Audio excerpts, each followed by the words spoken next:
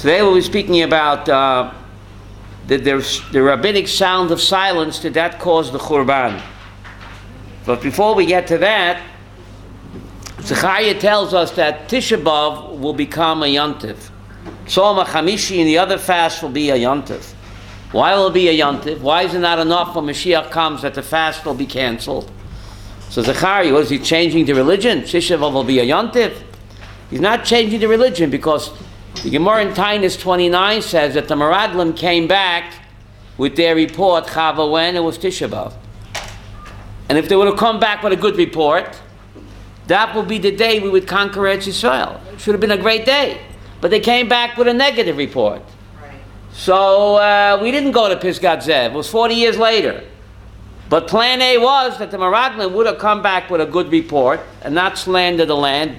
Tisha B'Av would have been the day when the Jewish people entered the land of Israel. So it should have been a great day of celebration.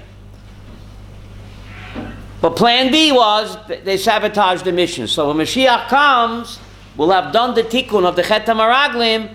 Tisha B'Av will assume its original intention. Its original intent, which was a day of celebrating what? The land of Eretz Yisrael. Right?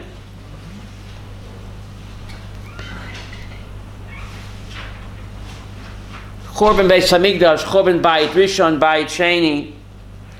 Why did God have to cause the Churban for? You ever see, if you've been in Borough Park in Flatbush, you see these large, beautiful homes. They tear them down, they demolish them totally, and they leave a huge Churban there, all over Flatbush and Borough Park. And the bigger the Churban, the bigger the gaping pit. Why do they do that for? To build a much bigger and larger mansion. So the very destruction of the first house that they tear down is part of the rebuilding of what? The new, more and beautiful home. So therefore, Yirmiyahu says in last week's Haftarah, Lintosh v'lintots v'laharot livnot. Yes, God demolished the temple, He tore it down, and He destroyed it. Why? Lintot. In order to what? Livnot. In order to what? Rebuild it better. So that's the idea. If you see in Flatbush and Borough Park, they tear down these beautiful homes. They make a huge Churban in order to put what? A new building. A new building, a bigger building. So without the Churban, you can't build a much more beautiful third temple. And therefore, Kodesh Baruch Hu had to destroy the temple in order to build eventually a much more beautiful one, to make room for the third temple. But let's take a look at our sheets on side number 1. The page numbers on the bottom of the page has number 1 on the bottom. You see that, Chava? Yeah. Reb Zechariah ben Avkula's humility burned the sanctuary. Reb Zechariah ben Avkula's humility burned the Beis Hamikdash. Why the rabbis are blamed for the Churban? Isn't that very strange? Why the Talmud blames the rabbis for the Churban? The story of Kamsa and Bar Kamsa, right? We'll read the story of Kamsa and Bar Kamsa. Isn't that a strange name for two Jews? Kamsa and Bar Kamsa. What is that? The word Kamsa and Bar Kamsa, where does it come from? In Parshas Vayikra it says, V'komatz HaKohen. The Kohen would bring the Korban Mincha, V'komatz HaKohen. The Kohen would what? Pack it tightly in his fist. The mincha, and he would take that, the flour and the oil, and he what? Squeeze it in his fist, hold it tight, and then burn it on what? On the Mizbeach. So the word Kamsa Bar Kamsa, from a Komatz HaKohen. The Kohen took a tight fistful of mincha. The Jews in the time of the Bayis Sheni, they were tight-fisted. It was the Kamsa Bar Kamsa syndrome. So these names are probably a code word. Yeah. The Jews had a tight-fisted. They wouldn't give an inch. They wouldn't give an inch. They were like the Kometz, the Kohen of squeezing the mincha in his hand tightly. And that attitude caused what? The Churban. That attitude caused the Churban. And the Talmud says that the humility of this rabbi caused the Churban. But if you look at side number 1, Rav Chaim ben Avkula says humility burned the sanctuary. Humility is a good trait. Isn't humility a good trait?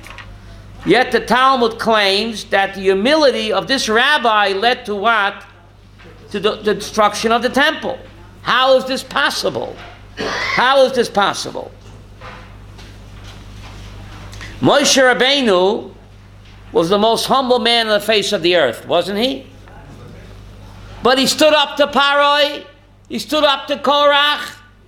When Korach wanted to take over, Moshe should have said what? Bavakasha, take over. I'm humble, I'm a doormat. But he fought like a lion against Korach and against Paroi and against Dasan v'Aviram. So where's Moshe Rabbeinu's humility? You hear my question? What is humility? Moshe didn't know who he was. Gaiva versus Anava. What does arrogance and pride mean? I have great talents, and therefore I'm entitled to kavod. That's arrogance. I know I have great talents, therefore you owe me respect. What is anava? What is humility? Moshe didn't know he had great talents. I have great talents, but God-given talents. And therefore, I have greater obligations. Moshe knew that he is not, what, Stam? Otherwise, when Korach would demand the leadership, he would step aside. Did he step aside? No way. He fought like a lion. Moshe Rabbeinu says, yes, I have great talents. But because I have great talents, I have much more greater obligations. Hashem is using me. The talents are not mine. Right? I have no reason to feel proud and stuck up. Hashem gave me those talents to utilize them to lead the Jewish people. I can't bend over for Korach. So there's a difference between humility and what? And being a shmata. You have to know when to be humble, and you have to know when to stick up, for you know what is right. So we see how this happened in Bai Sheni, what the problem was. So if you read the source number 1, you can read the English, the bottom of source number 1. Rabbi Yochanan said, what does the verse mean? There's a pasuk where in Mishlei, Nachon? Ashrei Adam Mefached Tamid. Happy is the man that is always afraid. What means paranoid? The bottom of source number 1, Rabbi Yochanan said, happy is the man that is what? That he's always afraid. Rashi says what? You have a sheet, Elishama? You have one? Rashi says he worries to see what will be. There should be no fault from what he does. A person is afraid that he'll sin. He worries that he shouldn't commit a sin. But he who hardens his heart shall fall into evil. What does that mean? And how does that relate to the Chorban Beit HaMikdash? So the bottom of source number 1, the destruction of Jerusalem came through Kamsa and Bar Kamsa. These were the names of 2 Jews who were both tight-fisted, komets. So what do you mean, how did that incident lead to what? To the Chorban Beit HaMikdash. So let's go to side number 2. Side number 2, in my handwriting, Chav, it says, why blame Kamsa? He was not even there. Why blame him? He wasn't even there. So let's read the story. The destruction of Jerusalem came through Kamsa and Bar Kamsa in this way. You have that? Side number 2 on top. A certain man had a best friend called Kamsa, and he had a deadly enemy called Bar Kamsa. He once made a party, and he said to a servant, because he didn't trust the males, you know. No, how things have changed. Right? So he sent the servant, right? He said, go bring my best friend Kamsa to my what? Party. The man went and he brought Bar Kamsa. Was the servant dumb? Good help is hard to find these days. Doesn't the servant know that the best friend is what? Kamsa? And his deadly enemy is Bar Kamsa. So how could he be such a doofus? So the Marsha says it was a father and a son. Kamsa, what does Bar Kamsa mean? Chava, the son of Kamsa. It was a father and a son. The father was his best friend, and the son was his deadly enemy. So they had the same last name, so it's an honest mistake. You hear this? So instead of inviting the father, he went and invited the son, Bar Kamsa. When the man found him there, he said, "What the heck are you doing here? Since you are the enemy, you're my enemy, what are you doing here? Get out." It was a big affair in the great synagogue. Remember, they used to make nice parties there in the great synagogue. The other guy says, "Please don't embarrass me. Since I'm here already, let me stay, and I'll pay for whatever my portion is. Whatever my portion is, I'll pay." The other guy said, "What? No, get out." Then he says, "Listen, don't embarrass me. A lot of hundreds of people at this great party. Let me pay you half the cost of the party." You hear this? "I'll pay you half the cost of the party." What did the guy say? No. He said, "Listen, don't humiliate me, don't embarrass me. I'll pay you for the whole party." How much could it be already? 50,000 shekels. A big party in the great synagogue, or in the Dan Panorama Hotel. You rent out the ballroom there. "I'll pay for the whole party." Look how a person is protective of his covet. Not to be ashamed, is willing to spend 50,000 shekels or more. "I'll pay you for the whole party, just don't insult me, let me stay."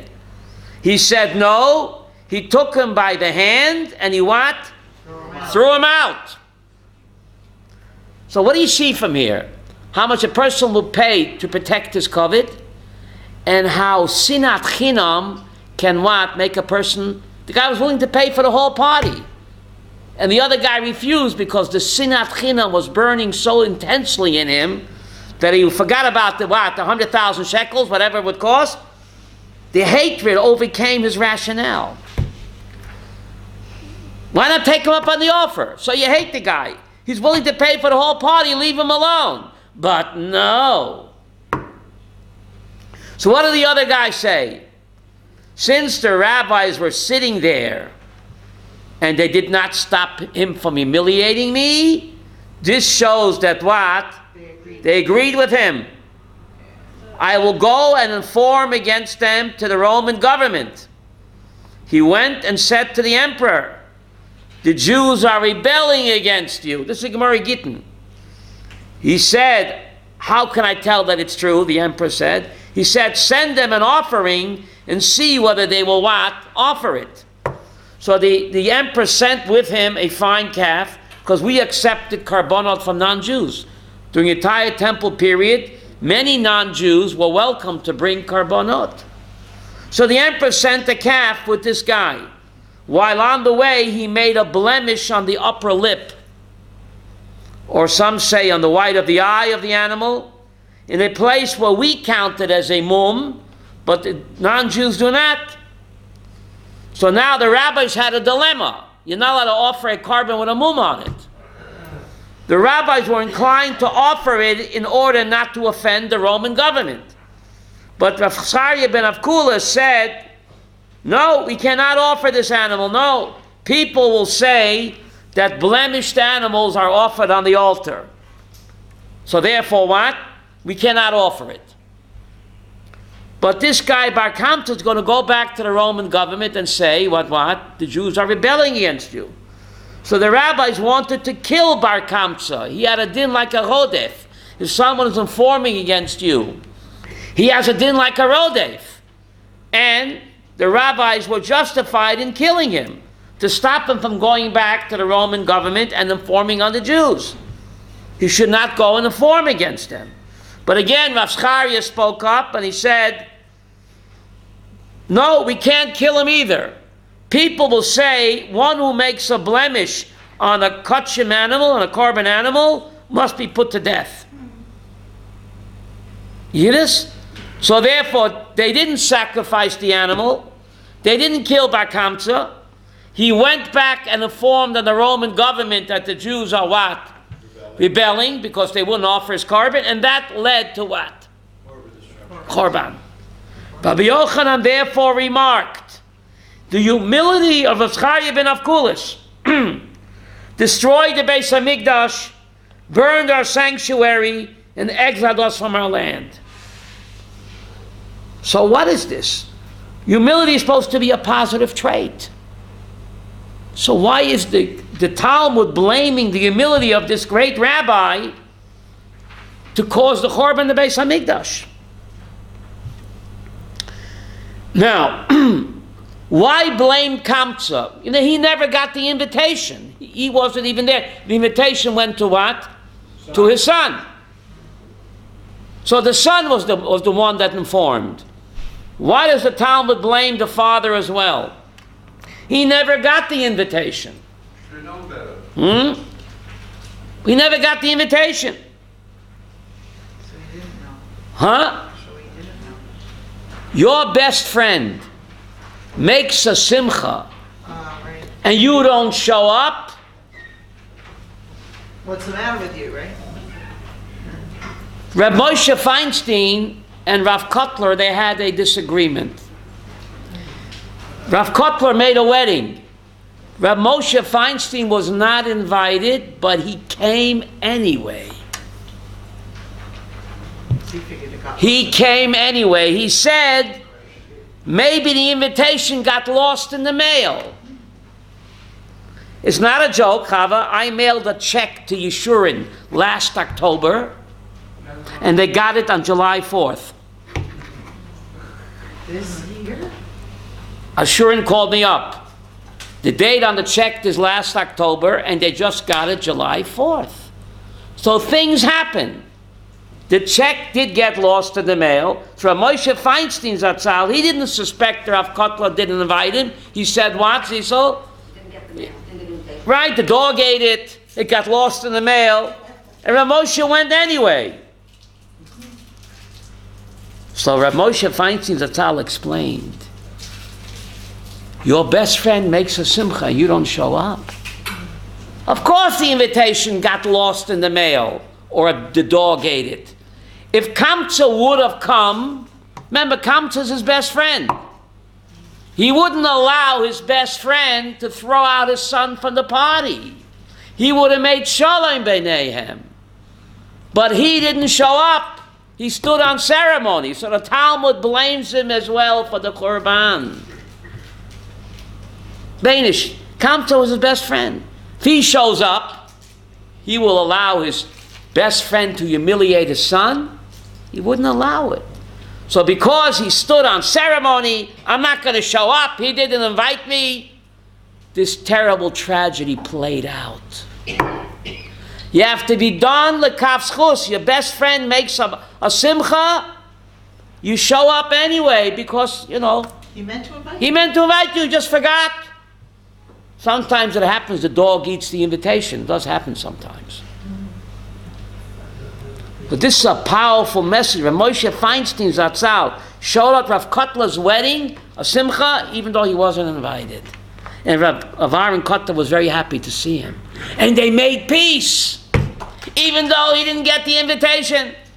So what a powerful message. What a powerful message over here. Now, let's look at the story very carefully. He made a blemish on the upper lip and on the eye. For us, it's a blemish. For the non-Jews, it's not a blemish. What's the significance in? A Jew is not allowed to blemish his lips by speaking Lashon Hara. And a Jew is not allowed to blemish his eyes by what? Looking where he's not allowed to look. Sometimes today when you walk in the streets, you got to wear blinders. Don't blemish our lips by speaking Lashon Hara. And don't blemish our eyes and look where you're not allowed to look. Nebuch, these women, they don't understand. They dress nebuch immodestly. They're over lifnei iver lo titen michshol. Every time a man looks at them, they transgress. How do you say in English? Lifnei iver lo titen michshol. Don't put a stumbling block in front of the blind. They don't realize how many sins they're getting. They're causing men to sin by dressing provocatively. It just doesn't make any sense. Why is tznius so important in Judaism? You ever wonder? Why is tznius so important? What's the difference? You get a question on the table, Chama? I hear it. So to answer this question, I will ask another. How come Elsie the cow does not wear a dress? Remember Elsie the cow? Ah. Or Elmer the bull? Remember them? You know, Elsie the cow, Elmer the bull. Yeah. How come Elsie never wore a dress and Elmer never wore pants? Mr. Ed, remember Mr. Ed? He never wore pants. He never wore pants. Why do animals not wear clothes? Because by an animal, what you see is what you get. There's nothing behind the skin. There's nothing to hide. What you see is what you get. Why is human skin called hide? I'll tan your hide. Because it hides who I am. I am not my skin. That only hides my godly soul. Don't confuse me with my hide. So when a person dresses immodestly, what's he actually saying subconsciously? Saying, I'm no different than a behemoth. What you see is what you get. Clothes reminds us that just like clothes is not the person, is this shirt me? It's only a covering. So my skin is not me either. It's only a covering that hides my godly soul. Well, by dressing immodestly, the person is saying subconsciously, what you see is what you get. There's nothing behind the skin. Why would a person want to say that? So by dressing modestly, you are saying, I'm much more than a pretty face. I'm much more than the skin. Don't confuse me with my godly soul. A pretty face can get old. Skin can become wrinkled, but the godly soul remains eternally young and beautiful. And clothes remind me of that. That just like clothes are only a covering for the body itself is only a covering, what? For the godly soul. But if a person dresses like a behemoth nebuch, then he's saying, I'm no different. What you see is what you get. There's nothing behind the skin. So therefore, it's very important to dress modestly and to control the blemish of our eyes. So the Talmud says that the humility of this great rabbi caused the Churban. I don't understand. What do you mean humility? Humility is a positive trait. But it depends how and when you use humility. And we'll see what this rabbi's mistake was. And the Gemara quotes the pasuk in Mishlei, Ashrei Adam Mefached Tamid. Don't be timid. And the end of the verse says, the one who hardens his heart, he freezes up, he can't act. He can't do anything. Like this great rabbi, he had humility, but it was false humility. You have to know when to be humble, and like Moshe Rabbeinu, you have to know when to fight like a lion for what you know is right. The way he stood up to Paroi, the way he stood up to Korach, he stood up to Dosan v'Aviram. He said, oh, Dosan v'Aviram, take it all. You're right, I'm a nobody, you take over. Did he say that? No. We have to stand up and do what's right, and not to be concerned what the UN will say, what the EU will say, what the Roman government will say. what the Roman government will say. We have to stand up and do what's right. And this rabbi was not willing to take a stand. He was not willing to take a stand. Look at the next box. This is from the Tosefta. You see the next box, Tosefta? Here, there's a machlokus about muktzah on Shabbos and Yontiv. You know what muktzah means? Something that's set aside, that you don't move. You're allowed to touch it, you don't move it. People make a mistake. You're allowed to touch money on Shabbos. Did you know that? No. Are you allowed to touch a pen? It's a good thing you came today. Yeah. You're allowed to touch a pen on Shabbos. You're allowed to touch money on Shabbos. You're only not allowed to move it. Move it. Move it. Muktzah is only to move it. But there's no isser to touch muktzah. The isser is only to move it. So here you have a debate about muktzah. Beit Hillel says one may remove bones and shells from the table. Let's say Shabbos and Yontiv, You finish eating your chicken and your fish, and you have a lot of shells from walnuts and peanuts. That's muktzah, because you don't need it. Are you allowed to remove it from the table? Hillel says yes. Hillel says yes. Even though it's muktzah, but since it'll disturb your simchas yontif and Shabbos, it doesn't look nice, it doesn't smell nice. So even though it's muktzah, you can remove bones and shells from the table on Shabbos and yontif. Bet Shammai says, one must take away the board and shake it. You can remove it with a shinoi, like shake it into the garbage can.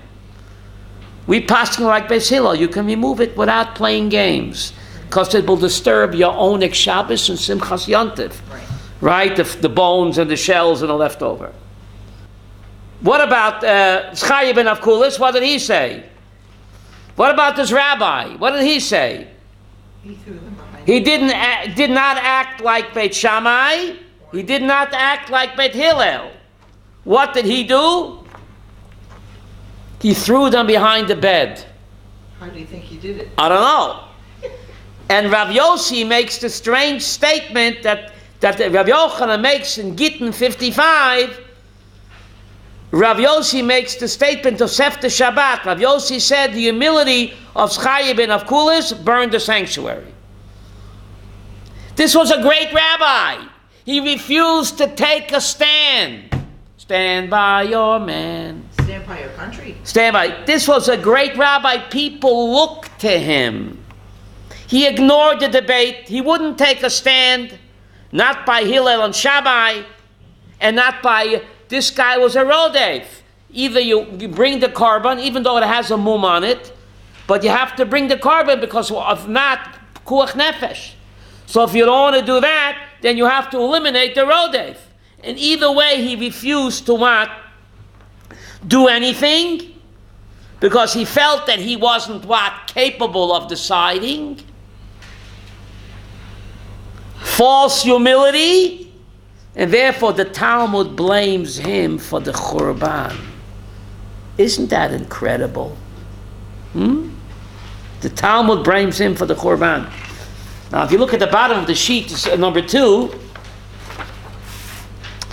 there's a pasuk in Mishlei, Ashrei Adam Mefachet Tamid. Fortunate is the person that's always afraid to commit a sin. Umakshe Libo. But a person that hardens his heart, Yipol Bara, he will fall into evil. So this pasuk is about this great rabbi. He had misguided false humility. The Yetzer Hara uses humility, the bottom of side number 2, to mislead you, to think that what? You are unworthy to serve Hashem. Who am I to decide halacha? Who am I to take a stand? I'm a nobody. Is that the proper attitude? There's a pasuk in Divrei Hayomim, the bottom of the page in my handwriting, Chronicles 2, about the great king Yehoshaphat, jumping Jehoshaphat. There was a great king of Yehuda, his name was Yehoshaphat. The Goyim say Jehoshaphat. He was a righteous tzaddik. What does Yehoshaphat mean? Hashem will God judges. God will judge. It says about him in Divrei Hayomim 2, chapter 17, by Yehoshaphat, Vayigba liboy b'darkei Hashem. His heart became lifted up because he knows he walks in the ways of Hashem. Vayigba liboy b'darkei Hashem. That's not being a Baal Gaiva. A Baal Gaiva means the great talents that I have, I made those talents, and therefore what? I deserve covet. Right? But a true person, a true great person, like Yehoshaphat and Moshe Rabbeinu, they knew they had great talents, but it's not my doing. Hashem gave me the talents. So why should I take any gaiva? Why should I take any credit? Hashem gave it to me. Rav Yaakov Ganetsky Zatzal, my Rosh Yeshiva, gave an example. There's this beautiful Hungarian chandelier with hundreds of crystals that shines and sparkles. Does the chandelier take any credit for its shining and sparkling? Huh? It's the engineer who made it. So the same thing, great people, they know they shine and sparkle like a beautiful chandelier, but why take any credit for it? The engineer gave me the talents, the ability to shine.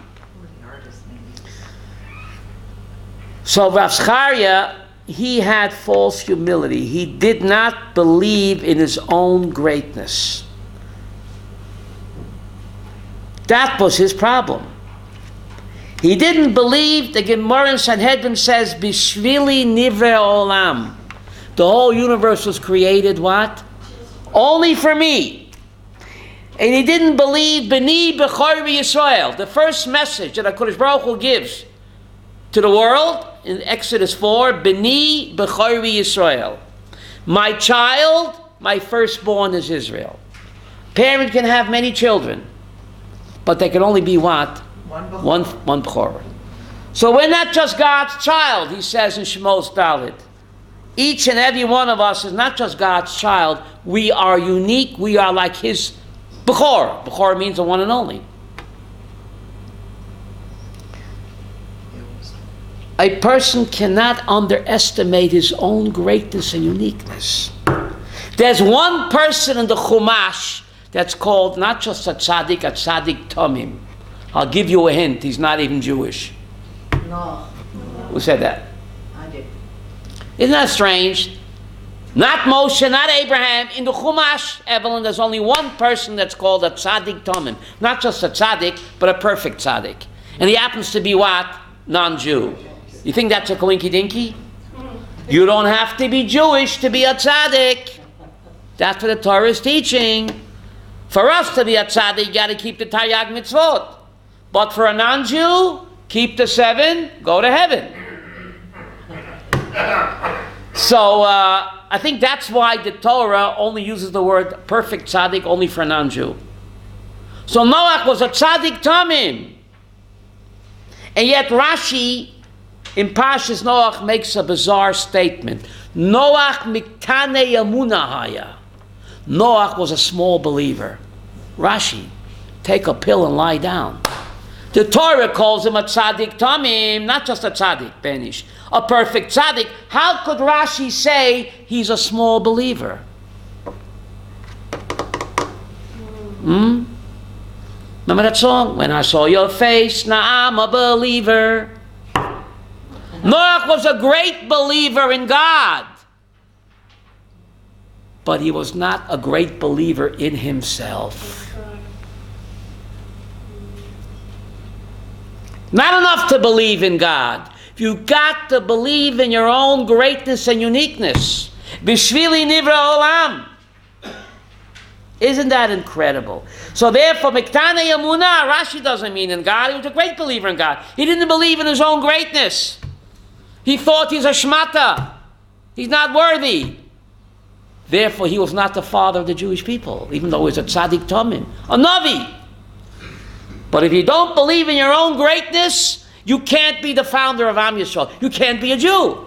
You could be a righteous Gentile, but you can't be a Jew. Has to believe not just in God, but in his own uniqueness and greatness. So Chayyim ben Avkulas, he missed that message. He missed that message. We say, V'haftar yachu kamocha. You shall love your friend as yourself. Rabbi Kiva says, Klal Godel b'Torah. That's a Klal Godel b'Torah. That what? To love your friend as yourself. But my Rebbe said, what's the Klal Godel b'Torah? Kamocha. Before your friend, kamocha. What does kamocha mean? You come first. Chayecha koim mechayech havercha. If you love your friend, you have to love yourself first. If you can't love and appreciate yourself and respect yourself, how can you do it to your friend? It's just impossible.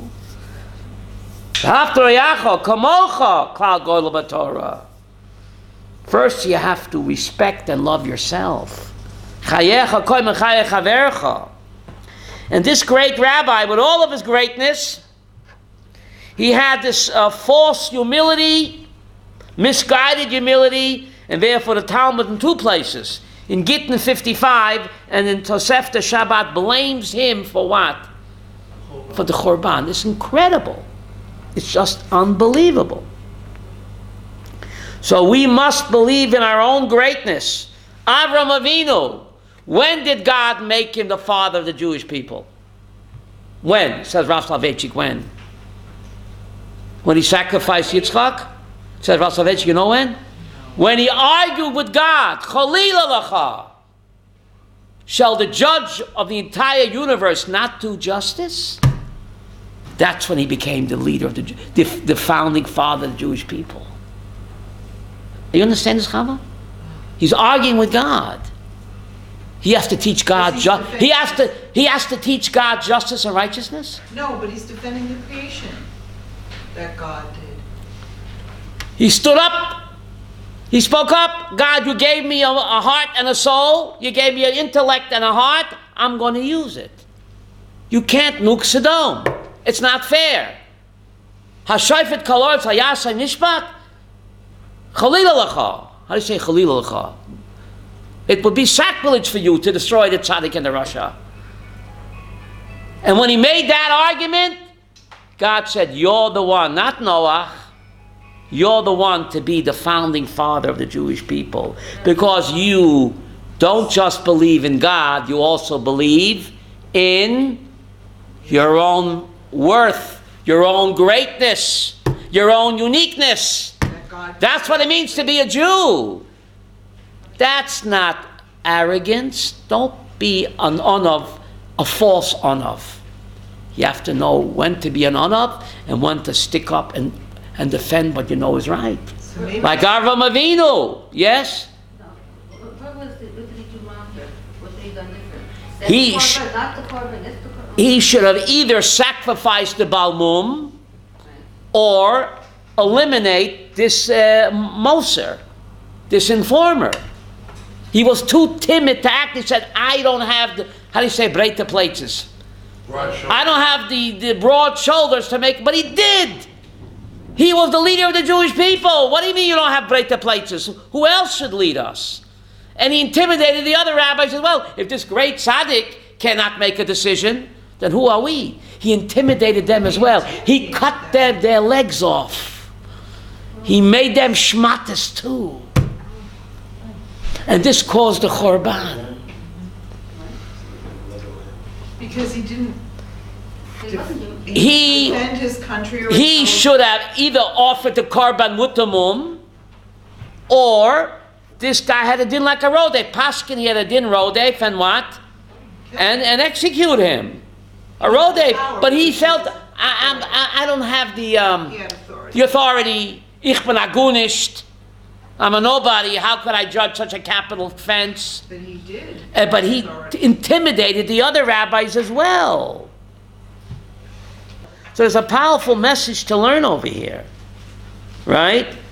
That when you are in a position of authority and people look to you, you have to make a decision.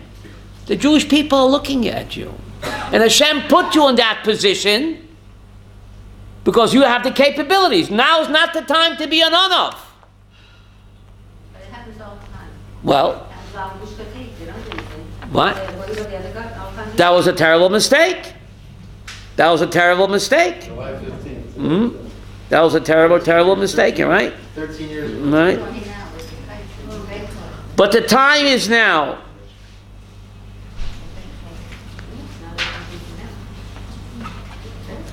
So the sin of Lashon Hara, Sinat Chinam, where does Sinat Chinam come from? Why is it called Machlokis? Machlokis, from the word Machlokis, from the word Chelik. You know why it's from Machlokis? Because you're looking, Chelik means a part. You're looking at the part of the person that you don't like. The person may have many, many good qualities. But you're only focusing on that Machlokis, on that Chelik that you don't like. What about his other good midos toivos? He has so many other good qualities. Why are you focusing on the machlokes, on the chelik of the part of his personality you don't like. You got to accent the positive and not focus on the negative. Every Jew has so much good in them. Even the Jews that are secular, there's so much good in them. Why not focus on their good qualities? Why do you have to focus on the negative qualities? The Torah wants us in Eretz Yisrael, it's called Eretz HaTovah, over and over again. Eretz HaTovah, Eretz HaTovah. You know, the Ramban said the Meraglim were not lying. The Meraglim were not lying. And Kalev and Yeshua were not lying either. How could they both be right? You're right, you're also right. They say the opposite. Ramban says they were not lying. The Meraglim saw the glass as what? Empty, half. And the Kalev and Yeshua saw the glass as what? Each one was not lying. But what are you looking for? What are you focused on? In Eretz Yisrael, Rak Tov, Eretz Tovah, over and over again. This week's Parsha. The Parsha, we read right before Tisha B'Av, Devorim has the word Eretz HaTova, Od Pam, Eretz HaTova. In Eretz Yisrael, you're supposed to see only the good. What a powerful message. And that's the tikkun for Sinat Chinam. He has qualities you don't like, but he has so many qualities that are what? Good. Praiseworthy. Why don't you focus on that instead of the chelik that you don't like? Bidan kol adam b'kaf zchus. Judge every person favorably, and then God will judge you favorably, because midah keneged midah. The way we judge others is the way what? We get judged. Shem judges us. Even women of the wall. I didn't say off the wall. I said women of, no, I said women of the wall. You have to judge them favorably, Chav. I'm not joking. Their husbands do not put on talis and tefillin. So they put on talis and tefillin. They say, Ishteke gufay. I'm my husband's shliach. Of course, they're wrong. They're wrong. But midal lekavschus, their husbands do not put on talis and tefillin. So they figure they're the shliach of the husband. Of course, they're wrong, but they mean well. We have to judge every Jew favorably.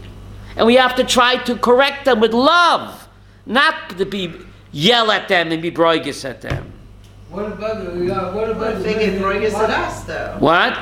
Because, well, why are you yelling at them? What are you yelling and Why are spitting they and yelling? cursing them? But no, I didn't. No. That's Why? not my question. That's a chil Hashem, to curse them and spit at them?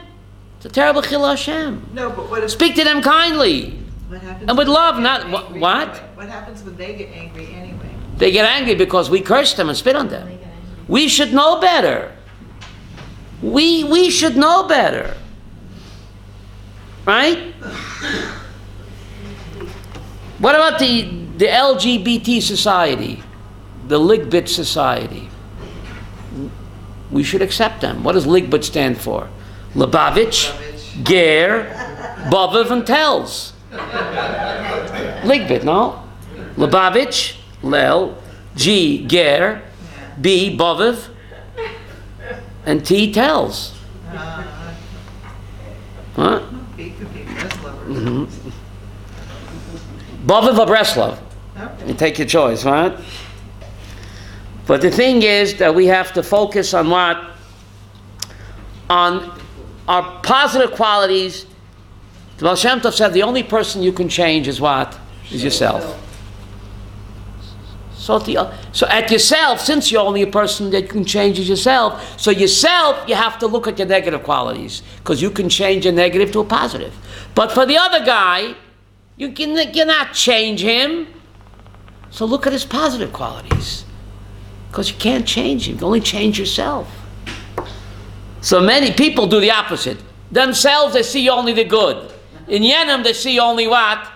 The bad. Olam afuch, says the Baal Shem Tov. No. In Yenim, you should see only the good, because you can't change him anyway. In yourself, you should see the negative qualities, because you can change yourself. So focus on the negative, because you can change it to positive. But the other guy, it's not going to help to focus on his negative. You can't change him. You might as well focus on his positive. Wow.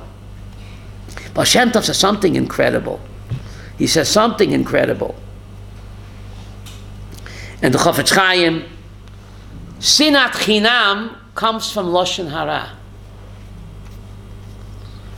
There's a pasuk in Shir Hashirim. Yishakeni b'neshikos pihu.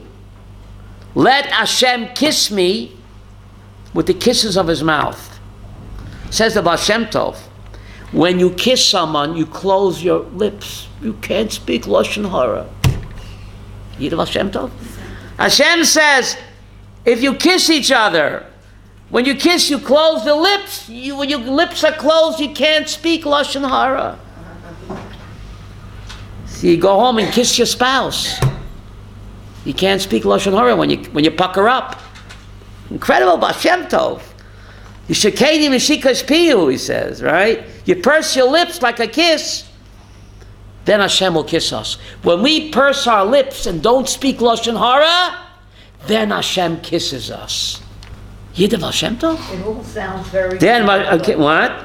It sounds very good, but No. there are self-hating Jews that are... Okay, we're not talking about the exception. We're not talking about the lunatics. We're talking the vast majority of Nebuch are brainwashed.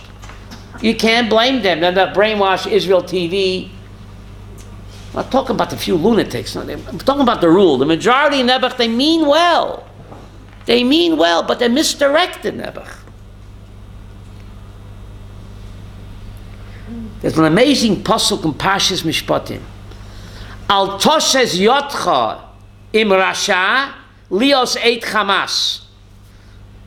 The pasuk in Parshas Mishpatim. Al toshes yotcha im rasha. Do not put your hand together with a rasha to become an eit chamas.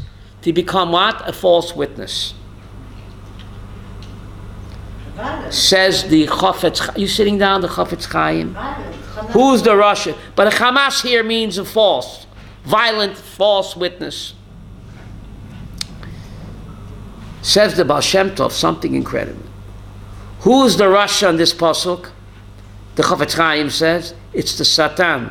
The Satan is always looking to get an Eit Hamas, to speak bad about the Jewish people.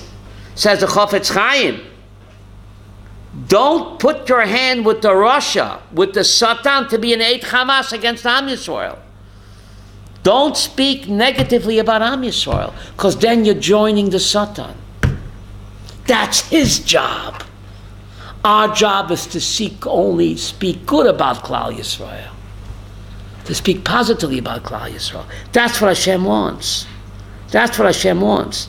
My Rebbe Rapam said something incredible. I got to tell you this. He says, people speak, oh, the generation is so wicked. Oh, it's not like it used to be. So much immorality, so much. You think God wants to hear that, he says?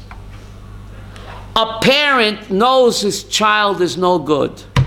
And you're going to tell him his child is no good? You're hurting him. He doesn't want to hear that. He wants to hear that even though his no good wayward child did me a favor. You know your wayward child that's evil? You know, he was kind to me today. That will make the parent happy. But if you're going to tell the parent that his child is no good, the parent knows that. You're being the tzayir, the parent, says Rav Pam. And he says, that's the reason Mashiach didn't come. I wouldn't say it, but that's what he said. The reason Mashiach has not come, because we speak negatively about our fellow Jews. And we put down our fellow Jews. God doesn't want to hear that.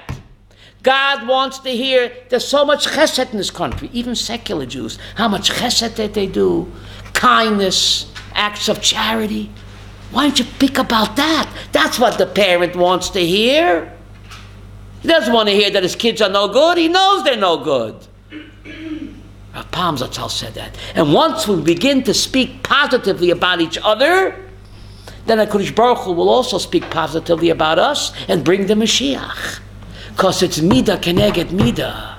The way we measure others is the way HaKadosh Baruch Hu measures us. So let's take that lesson, inculcate that. We have a shiur Thursday at 2 o'clock. Thank you very much.